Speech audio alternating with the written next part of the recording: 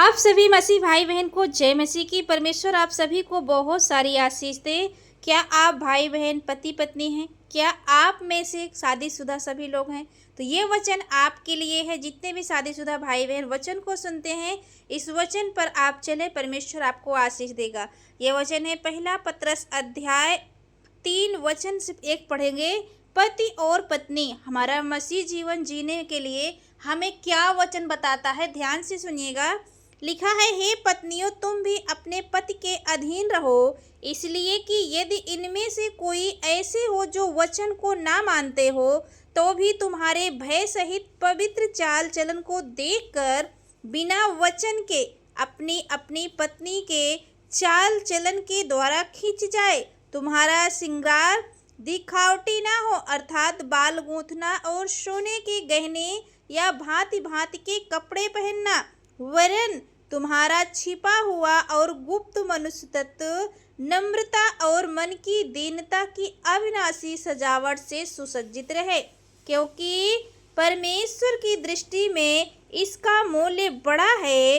पूर्व काल में पवित्र स्त्रियां भी जो परमेश्वर पर आशा रखती थी, अपने आप को इसी रीति से संवारती और अपने अपने पति के अधीन रहती थी, जैसे सारा अब्राहम की आज्ञा में रहती और उसे स्वामी कहती थी। इसी प्रकार तुम भी यदि भलाई करो और किसी प्रकार के भय से भयभीत ना हो, तो उसकी बेटियां ठहरोगी। आमीन, हालेलुया। परमेश्वर की आप बेटियां ठहरेंगी। आगे वचन में लिखा है, वैसे ही हे पतियों, तुम भी बुद्धिमानी से अपनी पत्नियों के साथ जीवन निर्वाह करो और स्त्री को निर्बल पात्र जानकर उसका आदर करो, यह समझ कर कि हम दोनों जीवन के वरदान के वारिस हैं, जिससे तुम्हारी प्रार्थना रुकना चाहे। आमीन, हालेलुया। आगे लिखा है, वचन पढ़ेंगे। वचन में लिखा है, अतः सब के सब एक मन और कृपा में और भाईचारे की प्रीत रखने वाले और करुणा में और नम्र बनो।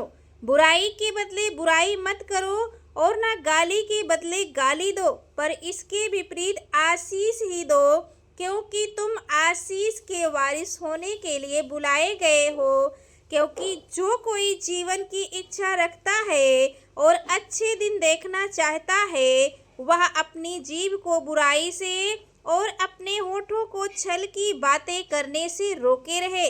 वह बुराई का साथ छोड़े और भलाई ही करे। वह मेल मिलाप को ढूंढे और उसके यत्न में रहे, क्योंकि प्रभु की आंखें धर्मियों पर लगी रहती है और उसके कान उनकी विनती की ओर लगे रहते हैं, परंतु प्रभु बुराई करने वालों के विमुख रहता है। आमीन, हालेलुया। तो यदि आप जीवन की इच्छा रखते हैं, यदि आप अपने जीवन में शांति पाना चाहते हैं, तो वचन बताता है कि जो कोई जीवन की इच्छा रखता है और अच्छे दिन देखना चाहता है, तो वो अपनी जीभ को बुराई से और अपने होठ को छल की बात करने से रोके रहे। बुराई का साथ छोड़े, भलाई ही करे, मेल मिलाप को ढूंढे और उसी की यत्न में लगा रहे, क्योंकि प्रभु की आंखें जो धर्मी भाई बहन हैं उन पर लगी रहती है। तो प्रभु आप सबको आशीष दे।